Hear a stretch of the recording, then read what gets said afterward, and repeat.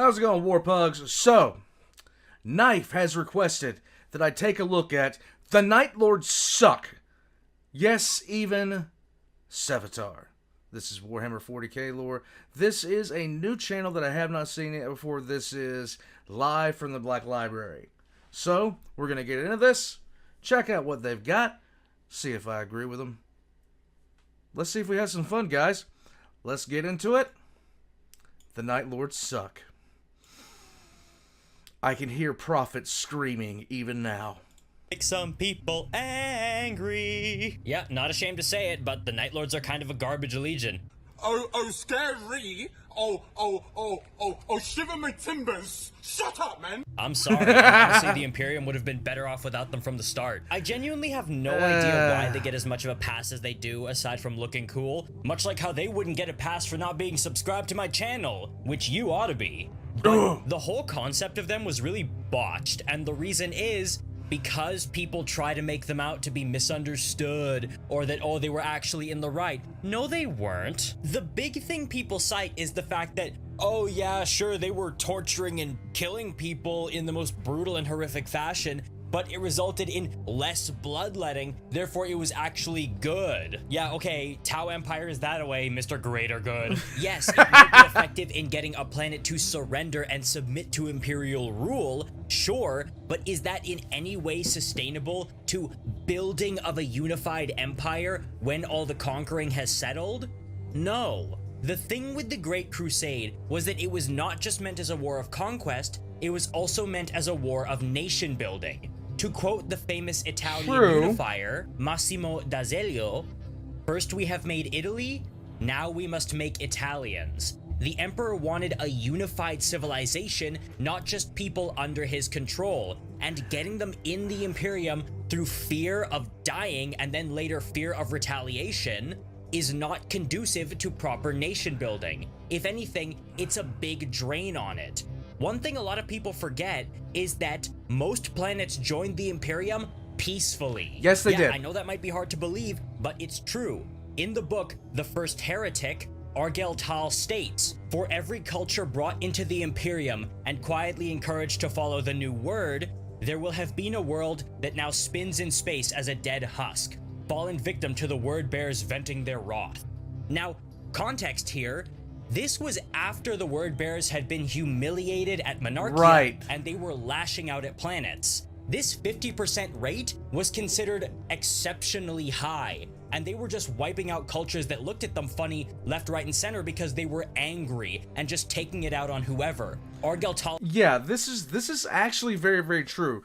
The number of civilizations that would peacefully join the Imperium, the number of worlds that were found that humanity was on, was probably close to around 80 to 90%. Most of the Imperial expedition fleets, even though the fleets numbered in the thousands, you got to remember there were 1 million worlds in the Imperium close to the end of the Great Crusade. There were close to 1 million actual planets in the Imperium, stations, things like that. But 1 million of them, and most of these expedition fleets were only counting in the hundreds of compliances. So they weren't just out there just slaughtering everything they came across. And the word bearers were just, yes, 50% of the planets they landed on after they went cuckoo for Cocoa Puffs, they killed them. And 50% joined peacefully. Even with the word bearers being a bunch of assholes. Even with the world eaters, the number was quite the same. And Angron was a total prick. Acknowledges this in The First Heretic. If you look at the better legions, what they would do was use this large sweeping violence as a last resort. And it was always really quick, a decapitation strike, and just getting it over with so the rest of the planet would fold and then join the Imperium after a large display of force. Oh, but that encouraged... That was the Lunar Wolf strategy. Lunar Wolves were all about decapitation strikes. Others, like, I don't know, the Iron Warriors, they would be sent to crack the tough nuts. But if you were to look at the Blood Angels, Dark Angels, if you were to look at Death Guard, any of those, their thing was much more sustained warfare. And it would depend on the Legion about how severely they would actually pursue the war in relation to the civilian population. Some, like the Salamanders, would do everything they could to avoid civilian casualties. Others, I don't need to name names, wouldn't care less. There's higher casualties than public displays of brutal torture, and sometimes those planets might rebel after the Space Marines left, but Night Lords never did. It doesn't matter, because even if they rebel, you can still root out the seeds of disloyalty there. But if they stay in through fear, can they ever truly be loyal? No. The answer to that is a solid no. That is not how you precipitate the rise of a new golden age. It's the beginnings of a dark age. That's absolutely horrifying and will do nothing to unify humanity as a cohesive whole. Even if a planet appears loyal, just because you've terrified them into it, the second they have some kind of assurance or some kind of inclination that they might be safe to rebel, maybe you're too far away, maybe a different competing power has come along and said, hey, join us, we can keep you safe, they're gone. They will jump ship in half a second. You know, kind of like what happened to Nostromo the second Conrad Kurz was gone. The nation just collapsed in because you cannot use fear as a proper foundation to build a new civilization. It will always give way. Fear is the weakest motivator, and it stands to reason the Night Lords are a weak legion. They suck in open, proper combat. We see this in The Lost and the Damned from the Siege of Terra, where they get their shit beaten in by the Blood Angels. Oh look, and true to form, Conrad Kurz is physically the weakest out of all the Primarchs. Pause. Pause and run that back. Vulcan says so, it's literally canon, and he gets his ass beaten every time he goes head to head with someone. The only thing resembling a win that he gets is his fight against Korax at the Drop Site Massacre, and even that barely counts because Korax is the one who left of his own accord, more or less. All he did was save Lorgar's life. Yeah, good job, Conrad. We're all really happy you did that. And here's the real funny irony behind it.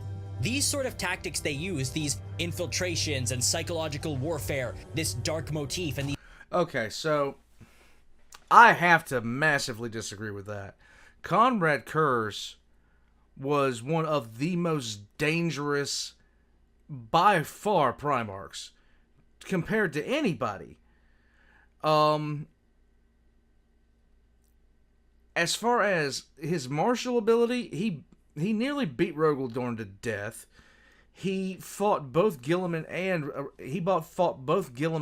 the Lion. The Lion wound up beating him only because, well, he's the goddamn Lion. He killed Vulcan I don't know how many damn times. And even Sanguinius didn't know who was going to win between them. Even Sanguinius. So I don't really... That is a massive departure from what I understand about Conrad Kurz. Maybe he sees him in a different light than I do. I do agree with him about the world building. I don't about Conrad's relative strength. Conrad was one of the most deadly Primarchs, period. These decapitation strikes to take out enemy leadership and bring everyone into compliance that way, it does have a place on the battlefield. Especially since there's the whole Reaver Marine thing. In my video about Reaver Marines, everyone in the comments is busy defending the Night Lords and saying, oh, the Night Lords were right, the Night Lords were right. No, Reaver Marines, as much as I like to complain about them, still only fight on the battlefield. They use these tactics against military targets, usually to force a surrender. That's psychological warfare. Night Lords is terrorism. That's straight up terrorism. But again, I will attest, those tactics that the Night Lords ideally would use do have a place. And that place is with the Raven Guard. You know, the better Night Lords, the people who do that thing but better, them, the Raven Guard. Yeah, that's the thing. And you might be wondering, then why even create the Night Lords at all? Why would the Emperor do that? It's because we know From The End in the Death Volume 1, from the words of Malcador the Sigillite, the Emperor had redundancies. If one son fell and their legion fell, another would be there to do what they do and take their place. Right. Conrad Kurz and the Night Lords were a redundancy, and a bad one at that. Oh, but what about Jago Sevatarian? He's like the greatest Space Marine warrior ever. It said so because he beat Sigismund, and yeah, I'm sure he must be really useful to the overall plot then. Isn't that right, Mr. Sevatarian? I'm sure you've done a lot for the overarching narrative. I'm sure you've got a really interesting fate after the fact. I'm sure you do a lot, Mr. Jago Sevatarian. And I know there's other Night Lords people like to defend, like, oh, that one Dreadnought and that one other guy. Yeah, what about them? What did they do to stop the Legion being effectively useless from minute one? And you want to know the most shocking thing of all of this? I like the Night Lords. They're one of my favorite traitor legions alongside the Word Bearers, Iron Warriors, and Alpha Legion. I know that's a wide breadth, but you know. And the thing is, I like them because they suck. I like when they're completely indefensible and just really shitty. They're at their best when they're literally at their worst and most repugnant. Like Sevatar just laughing at the fact that Corswain said his mom messes with pigs, if you know what I mean. That sort of thing. It's just so antithetical to what a Space Marine ought to be that it's endearing in its own way. Characters don't have to be redeemable to be likable, and that's what I enjoy. I enjoy the fact that they're so unabashedly depraved and just pathetic in their own way. And yeah, they are pathetic. A lot of them are sniveling cowards. I like that. I like a sniveling coward. I love Starscream. Starscream is the best. They're like the Starscream of the Traitor Legions. They do nothing that useful during the heresy aside from tying up the Dark Angels for a bit. And before you take to the comments to say, oh, but they did this, that, and a third thing, nothing they did would ever be as useful as what the Word Bearers did. They really, grand total of things that the Night Lords did during the heresy was dick. They did not do all that much, all things considered. They didn't even really delay the Dark Angels that much. I can vastly agree with him on his stance toward the Night Lords Legion, because the Night Lords Legion, because people have been asking me to do a tier ranking for the legions, and I have said for a good long while, the Night Lords would be in the bottom 3 legions flat out. They don't have the discipline. They don't have... Their recruiting strategy was just shot to hell. It was worse than the World Eaters, and that is actually... That takes effort, okay? I'm sorry. Word Bearers probably the best Traitor Legion. And you know what makes the Word Bearers so good? The fact that there's zero shame there. These guys are so unabashed and unrepentant in what they do. It's really good that way. And yet, for some reason that's just beyond me, there seems to be this concerted effort to make me sympathize with the Night Lords. Everyone keeps trying to sell me on it. Like it's my mom trying to get me to eat squash back when I was a kid. Oh, you don't understand. They're these misunderstood bad boys. Oh, they're these hurting heart guys who are actually really good because they do... The original Legion? Yes. The original Legion before... Conrad Kurz got a hold of them, everything else like that, yes. The later Legion, the Horus Heresy variant, hell no. Do less killing overall, even though they're completely ignoring the purpose of ruled by conquest and legitimacy through right of conquest. Yeah, but the thing about the legitimacy of conquest, each Legion filled a particular role. And yes, he's right, there were some redundancies. But conquest by fear does have its uses. It does have its uses. Now, granted, conquest by fear is never permanent. It's never permanent. But conquest by fear can be a lot faster in some cases, especially if you're looking at something like the Night Lords. Do I agree that it's going to produce a long, stable, lasting society? Yes. But do I also think that with the Night Lords being as they are, they were and with the Great Crusade as it was, they were running through, just going as far as they possibly could, as quickly as they could in many cases.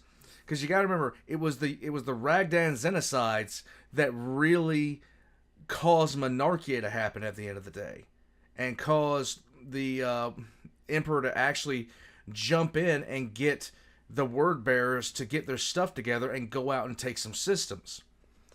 There was a pace to the Great Crusade, and the Night Lords were part of that pace.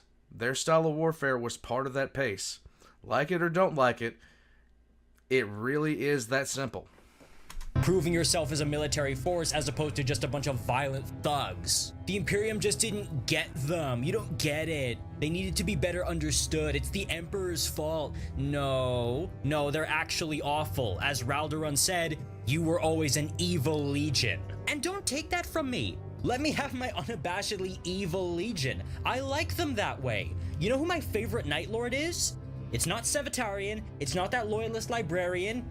It's Gendor Scrivok. He is my favorite Night Lord by far because he is just such a sniveling prick. Yeah. He's also the only canon femboy in 40k. I just want that made clear. Don't believe me? Consider the fact that he A, wears makeup, B, sleeps in a big fluffy bed, yes. C, has a simp, D, has a demon daddy, E, gets punished by said demon daddy for being bratty, F, gets bullied by blood angels, G, gets cranky when things aren't all about him, right, and H, has an open mouth makeout session with said demon daddy. And just that aside, where else do you It's all true. find someone this petty and pathetic in the Space Marine legions? I mean, really, he's actually part of the reason the whole legion started to go down the toilet, because he kept withholding information from Conrad Kurz about what was happening on Nostromo and started plotting behind the scenes to have low quality recruits brought in so that they would be more loyal to him as opposed to Conrad Kurz. All true. Not the high quality sons that Conrad wanted, but low quality ones that Scrivok could control. And see, this is where the Legion really began to take its turn. This is when they stopped being, misunderstood and started being just flat out evil and dropped the misunderstood part. yet we still get fed this throwaway line about how, oh, he wants to go to Terra because he wants to punish the Emperor, because the Emperor could have redeemed the Night Lord's Legion at any time. It's the most out of character line ever. Like, why does that need to be there? I like him being pathetic. I like him trying to seize control of the Legion just to feed his own sick You gotta remember, he was basically deep-throating Horus at the time, I'm just saying. ego. Come on. He is an absolute starscream of a Space Marine, and I love it. Don't try and spoil that with some deeper motivation, because sometimes you don't need one. There doesn't have to be one. Some people just are evil unashamedly. Oh, that was horrible. Your Legion is horrible. You're horrible. You're an irredeemable monster. You know? Come on. A lot of people aren't going to want to hear it, but sometimes a heart of gold is only going to weigh you down. Right. And now that I think about it, you know what would have been more interesting than just Jago Sevatar saving Altayani in that one short story that everybody knows him for?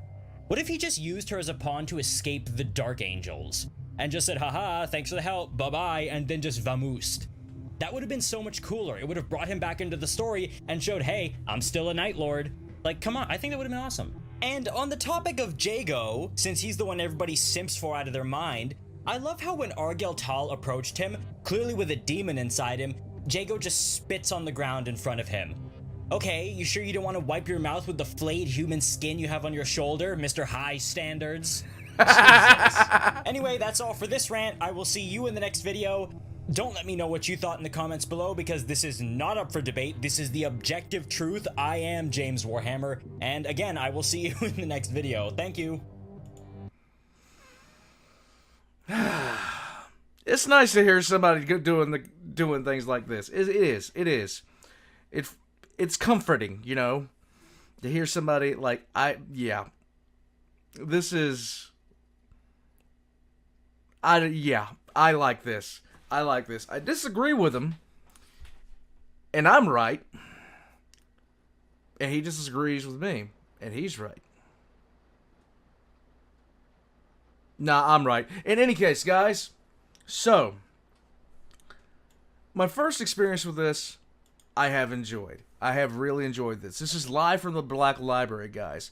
I would recommend you guys go check him out. I wish I had more time to write and things like that. One day I'm going to, and it's going to be so awesome. Because I'm going to be able to put out all the stuff that I want to put out and do all the mistakes of the Emperor all the way through, everything like that. I'm going to be able to do that. But until then, all I can do is just wax bitterly in rage. Guys, until next time, check out the links in the description down below. Check out my links in the description down below because I'm going to have Live from the Libraries links as well as my own. Check those out. Patreon, Discord, my lore channel. I just released a new SCP lore video. Well, not really lore video, story video. Story/lore. You get it. I have something a little bit different than what I normally do coming out. I'm still working on, you guys should see my Google Docs page. It's like 8 scripts right now. It's ridiculous. Until next time, guys, I'm going to shut up, and I'll catch you guys next time. And Gendor Scrivok is the most pathetic Space Marine in the history of Space Marining, except for Corferon.